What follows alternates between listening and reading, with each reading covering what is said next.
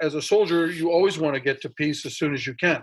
This process is extremely complex because you said, let's get to the enemy. So Taliban, Al-Qaeda, ISIS in Afghanistan, Pakistan, Iranian influence, who do you want to pick?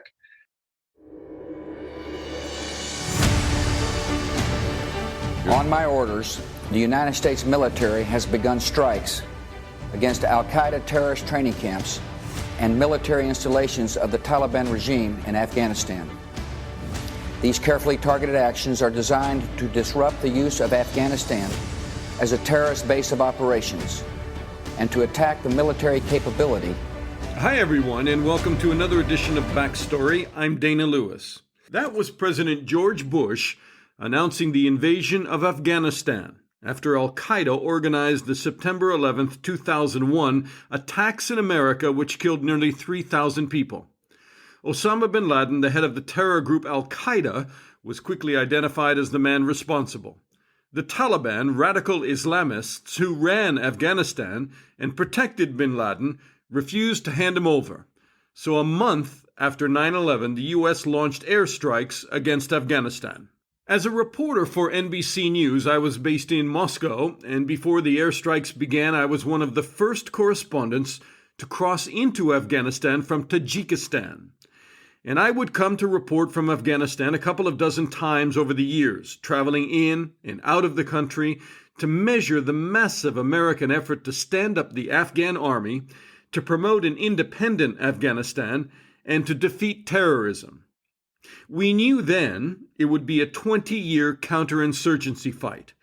Not a simple war to be won as President Trump has suggested in his announcement to pull U.S. forces out and finish what he no doubt has little understanding of, and what had to be done in Afghanistan.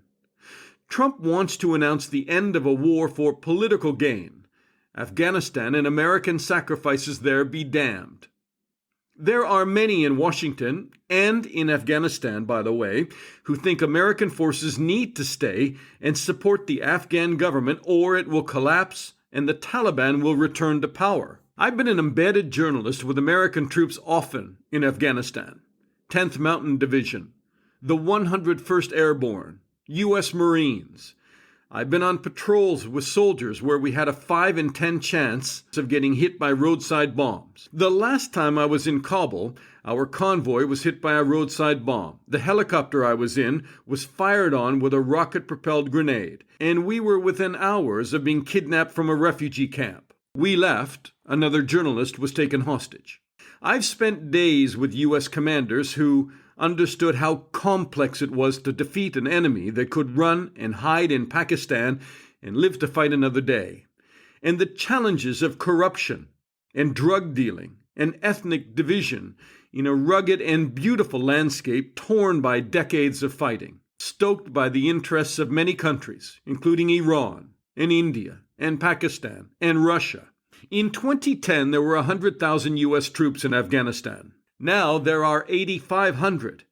And by the November election in America, the U.S. administration hopes to draw U.S. soldiers down to 5,000 so President Trump can boast he brought Americans home. In this backstory, we talk to a well-respected U.S. commander I know from my time in Afghanistan, retired Lieutenant General Ben Freakley, and a former diplomat who has helped with peace talks. If peace is a word we should really use in describing a process I think is doomed to erase many of the achievements by U.S. soldiers and diplomats in Afghanistan, and the efforts of Afghans who want a better future. And the Taliban returning to power is a bleak future for Afghanistan. All right, joining me now is Ben Freakley, and he is a former American lieutenant general. He commanded the 10th Mountain Division in Afghanistan in 2005. He is a professor of practice of leadership for Arizona State University. So that's the official title, Ben. But I have known you for a long time, including in Iraq when you were commanding some of the, or you were deputy commander of the 101st Airborne, I think, under General Petraeus. You have Correct. a lot of combat experience. Well, there's plenty of soldiers with more than me, but okay. But okay, when I used to sit around with soldiers and they talk about commanders, they would say, Ben Freakley is one of, and I don't know how best to characterize it, but he is not sitting in the planning office. He is a real boots on the ground general, and he knows how to take it to the enemy, and a very tough commander in a good way for American forces, but tough to the enemy. So let's talk about the enemy. You see this peace process now, the peace process with the Taliban. Are you hopeful? Are you skeptical? How would you characterize how you're feeling? Well, I mean, I think any soldier and any leader that served and had the honor to serve with our soldiers is always hopeful for a peace process. You know, Clausewitz said that war is an extension of politics by other means. And so because politics and governments fall apart, it leads to conflict, but all conflicts lead back to some kind of peace process or some kind of resolution. I mean, I've always been optimistic and hopeful that we would get to peace, because that meant that our soldiers were out of harm's way, both our American soldiers, but as importantly, our coalition soldiers who've given so much. And you and I were together, and our NATO forces were shoulder to shoulder with us in Afghanistan when I was there, and have continued to be. So I would, as a soldier, you always want to get to peace as soon as you can. This process is extremely complex. Because you said, let's get to the enemy. So Taliban, Al-Qaeda, ISIS in Afghanistan, Pakistan, Iranian influence, who do you want to pick? So we've picked, our government has picked the Taliban to deal with. And I think it's a very complex deal that's been struck, mostly in favor of the Taliban, to the disadvantage of the standing government of the Islamic Republic of Afghanistan, Ghani and his team, who were excluded initially, but perhaps that's the only way the Taliban would deal. So we dealt with who we could deal with. But I think that it's been tough. You know, it's been 6 months now.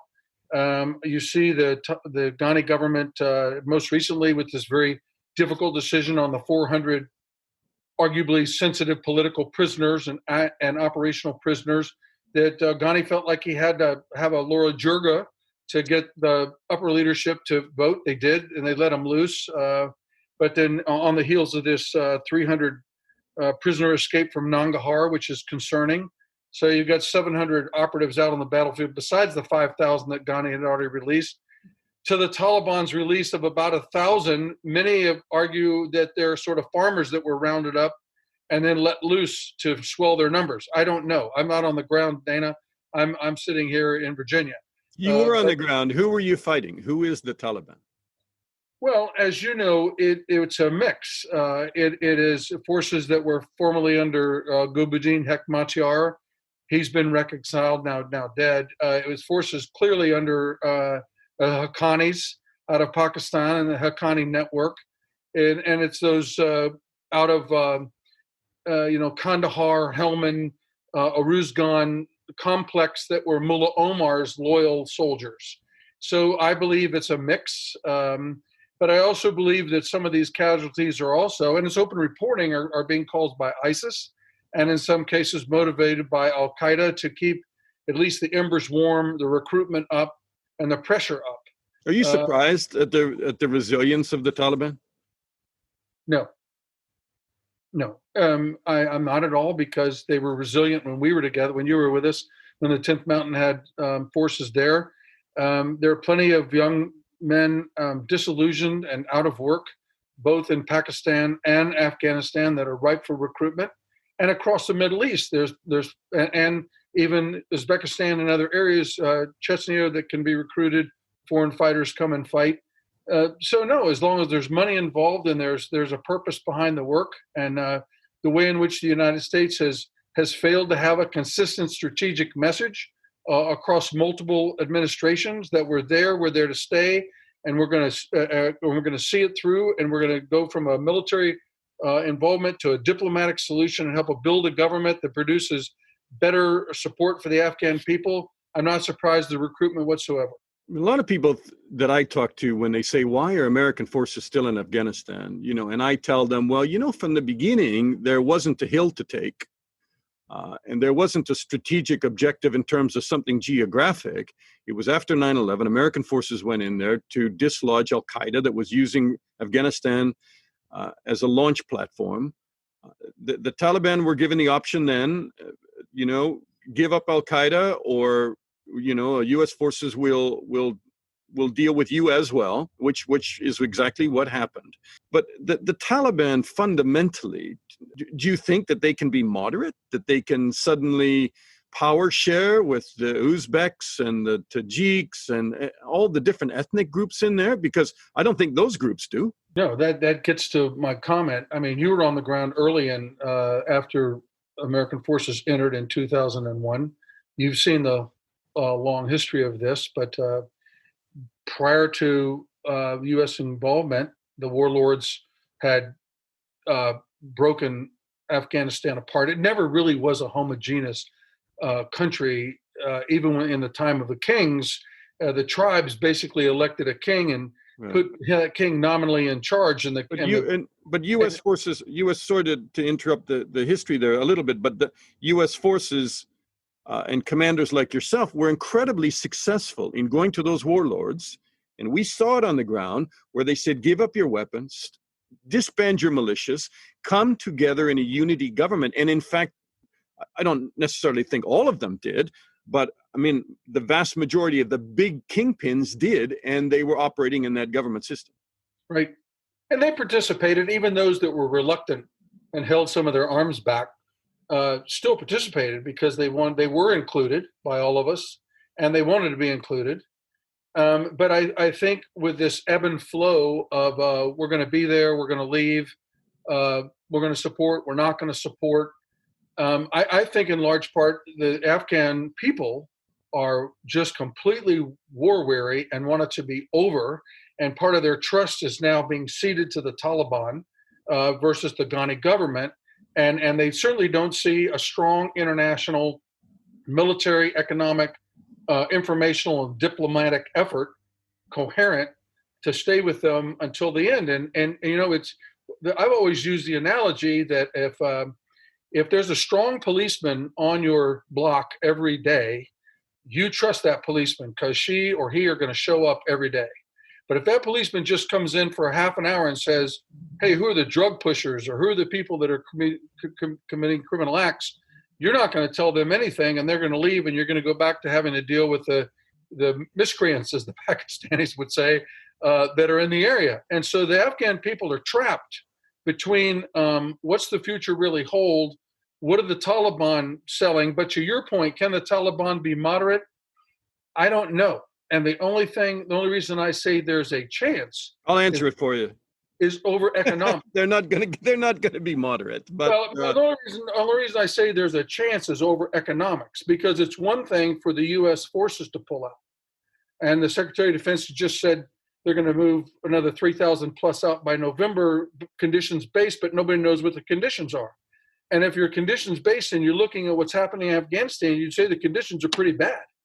And if you look at what's happening with Iran and you're looking at what's happening with Pakistan, you might want to leave a strategic capability there to hedge the bet as the West, not go it alone with the U.S., but NATO itself has invested so much, you might want to sustain the investment. But and Americans have invested blood on the ground. And there are a lot of young men who fought to stand up an independent Afghan government to try and get the country up and running. And it's a tragedy if their legacy is that the Taliban are just returned to power and the country splinters again. That's why I want it to work. I mean, I personally lost 73 members of my team, and I think about them all the time. And every time anniversaries come up of a loss, I think about it. And I've been to Arlington and seen where they're laid to rest in Mars Part. And sometimes my wife and I talk to the widows. And, to your point, over 2,400 have lost their lives, and then 20,000 have been wounded. And then that doesn't count for the coalition. I mean, the Brits are allies. All our NATO team members have lost one or more, some in the hundreds. And you're exactly right, Dana. It will be in vain if it falls apart.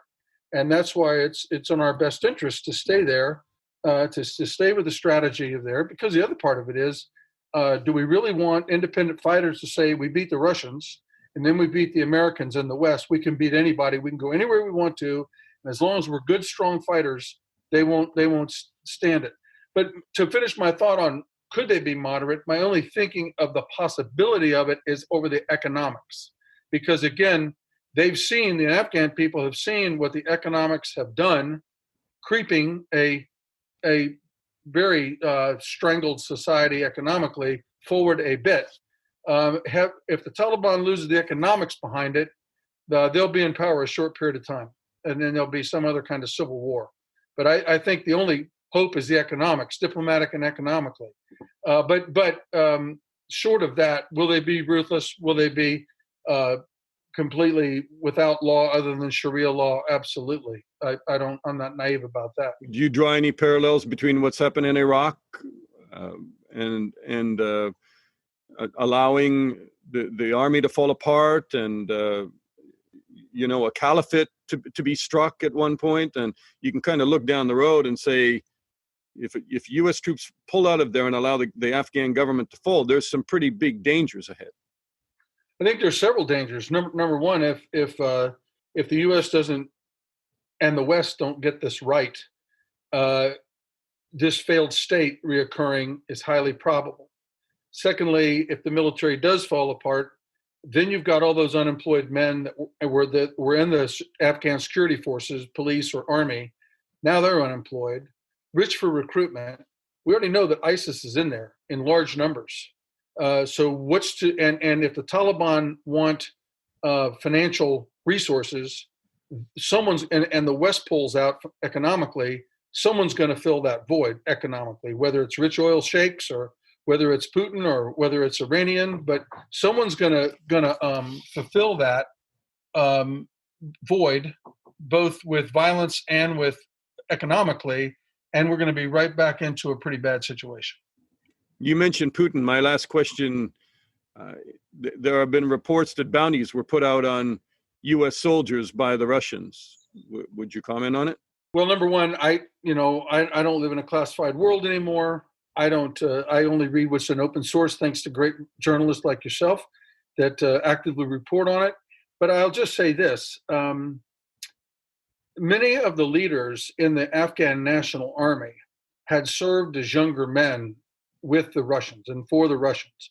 I won't say who, but I was once with a senior Afghan general on the battlefield, and we were talking about a fight to come, and I mentioned that his Afghan corps commander I thought was a good soldier, and he said, yes, he's a good Russian soldier.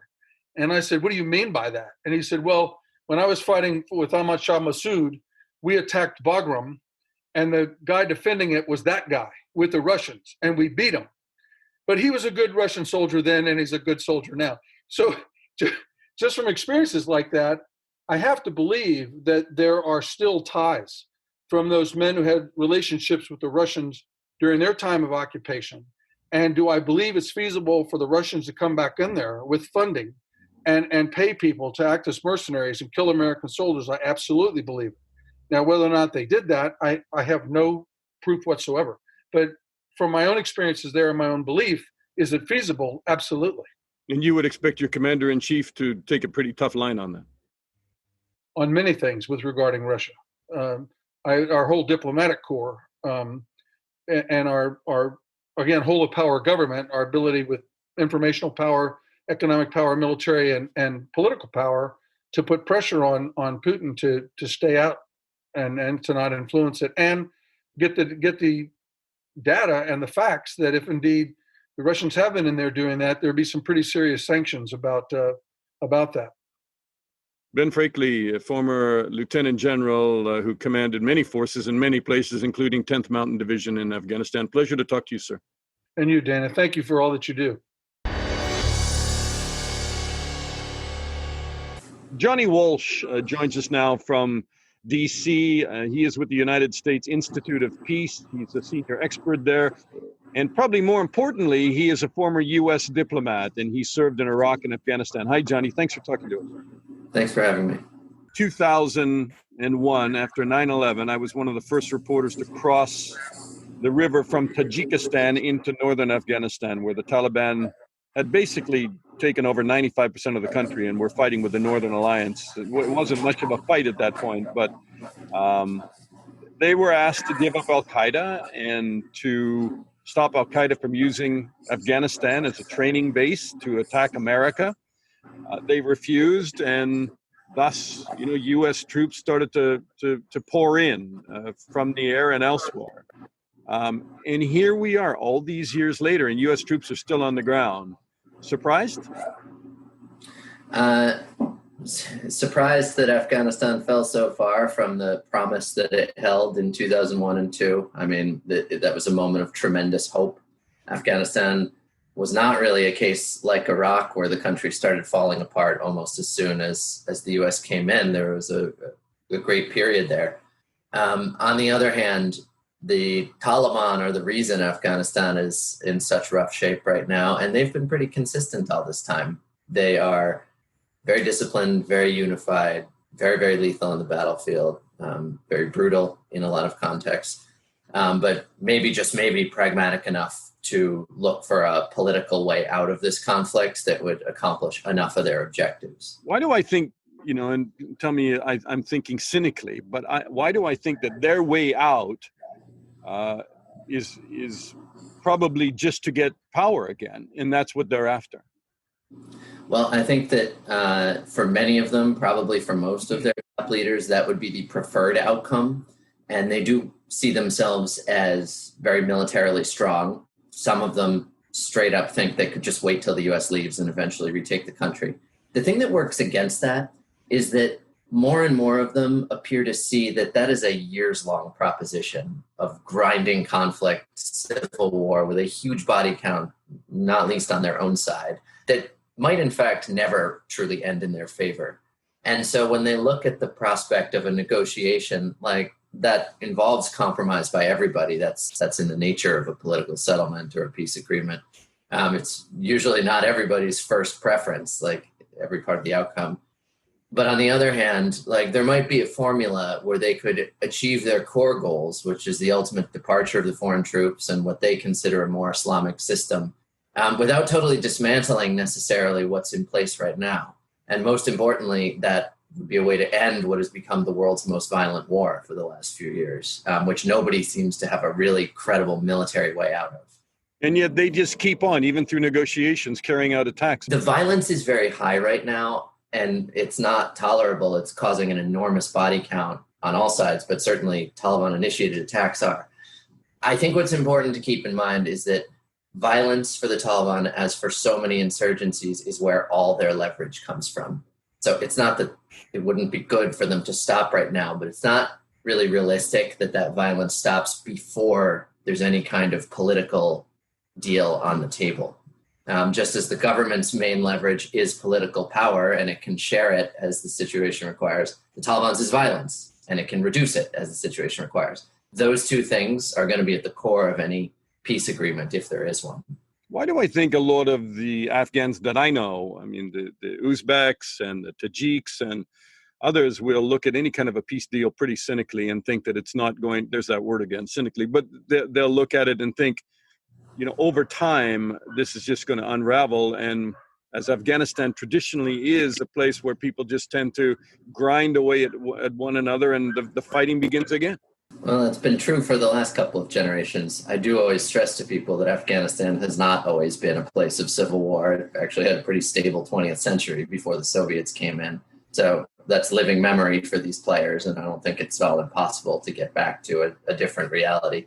In terms of Uzbeks and Tajiks, they absolutely look at the Taliban, which is like a ethnic Pashtun religious fundamentalist movement that shares nothing in common with many of the other constituencies in Afghanistan.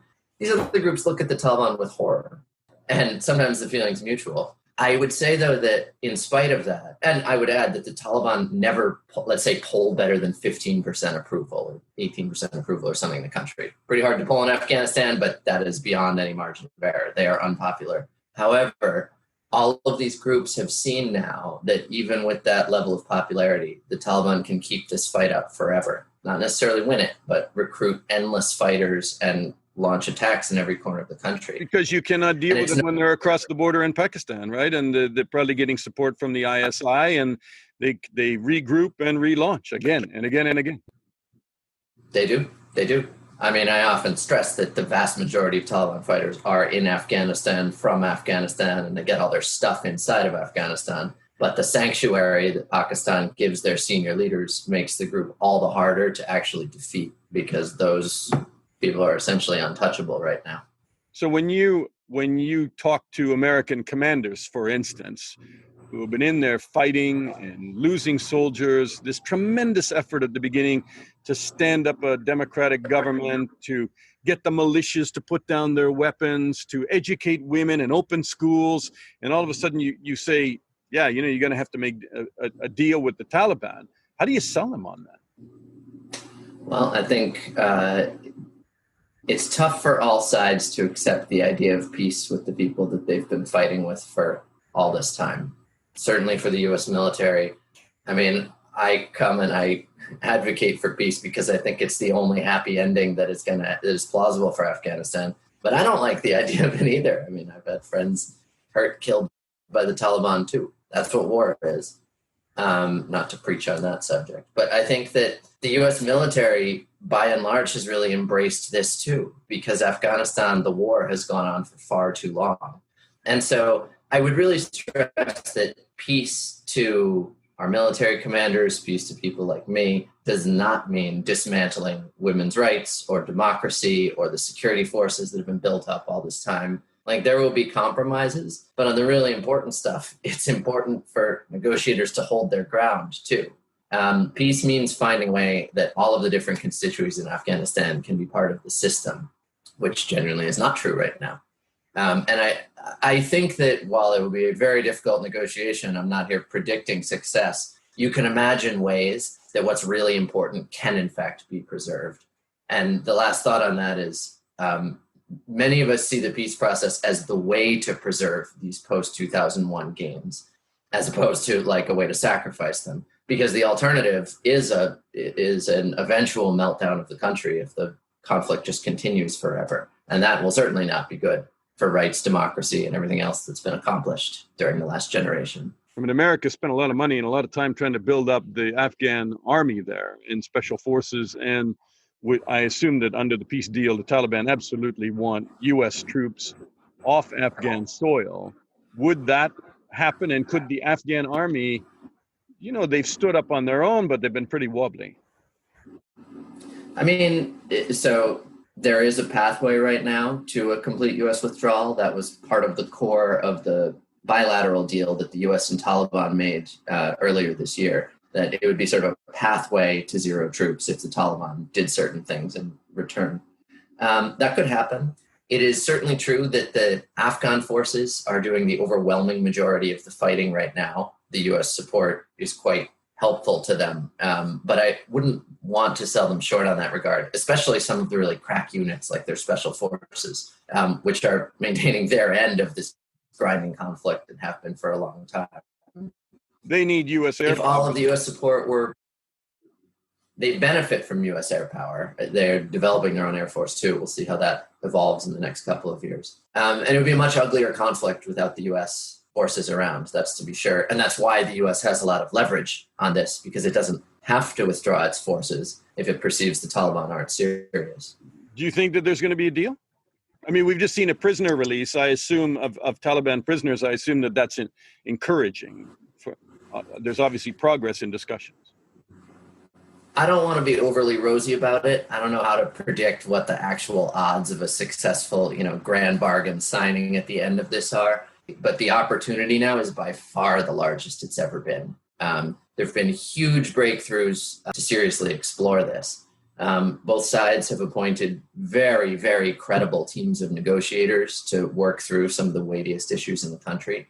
So that's a lot more wind in the sails than many processes that eventually lead to peace agreements start with. So for good negotiators, it's a lot to work with. Now, on the other hand, the positions of the parties are very far apart. But this would hardly be the first time that when talks started, each side thought they were going to get a 90-10 deal and they had to start working towards something in the middle that both could live with. I don't know what that'll look like. I think it'll take a long time, but the opportunity is tremendous. And the odds of a good outcome for the US or Afghan governments by military means are much lower than the odds of a good outcome by diplomatic means. I don't think anybody thought it was going to be a short fight. And, some of my American friends say to me, what are we still doing in Afghanistan? And I thought we won there. I thought there was victory, or there's never going to be victory there. And American commanders, General Petraeus for one, said, look, this is easily a 20-year insurgency fight, that the job there is to stop Afghanistan from being used as a launch pad for extremists carrying out attacks on Americans and terror training centers. And so the 20-year insurgency fight is saving us being attacked at home. So I think commanders have seen it a lot differently than American politicians have. And is this really now the time to stop that long, bloody campaign, but one that protects America? Well, it all depends on what kind of stop we're talking about. I think as much as most Americans would like to see us just out of Afghanistan, no further questions, it matters whether that is just ripping the Band-Aid off and letting the place collapse, and no matter what the consequences, versus withdrawing the troops responsibly in the context of an actual peace agreement. The latter is pretty responsible, and I mean, it might not look like victory in the sense of the battleship and the Japanese surrendering, but it might look like victory in the sense of the Dayton Accords ending the Balkan Wars, like a really potentially a huge diplomatic moment that ends a conflict. Absent some kind of settlement like that, I think Afghanistan does remain some of the most fertile ground in the world for terrorism, and we all learned the consequences of that. It is already one of the biggest generators of refugees into Europe, especially, which destabilized the politics of Europe for a generation itself. And that would get far worse if Afghanistan deteriorated in the sense that it could in an environment of total chaos. So as fatigued as we might be, like, the U.S. interests here are quite legitimate, and to just watch the place completely melt down, I think we would all regret that, if only for our own national interest, to say nothing of the human suffering it would entail. Pretty soon after we made that decision. Johnny Walsh, senior expert at the United States Institute of Peace. Pleasure talking to you. Thank you. It's a pleasure. Thank you. And that's our backstory on Afghanistan and peace efforts. Peace talks are due to resume in September. Before I say goodbye, I have a little favor to ask. Backstory is a storytelling effort that I need your help with to keep going. At least subscribe to it and share it. Interested corporate sponsors can private message me. I'm Dana Lewis, and I'll talk to you again soon.